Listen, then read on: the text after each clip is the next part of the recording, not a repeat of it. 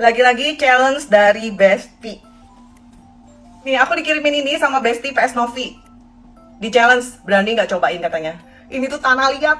Ini namanya ampo, dan ini bener-bener makanan daerah Jawa Timur, Jawa Tengah gitu. Memang camilan di daerah sana. Jadi ceritanya dulu katanya zaman penjajah. Mereka susah makanan.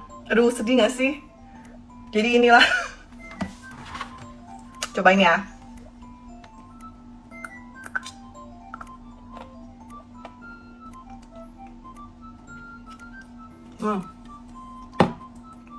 Aduh. Aku nggak bisa. Tapi ini rasanya tanah bener. Garing, tapi terus udah digigit tuh kayak rasanya tanah gitu. Baunya juga tanah. Ya, siapa yang doyan ini? Ampo.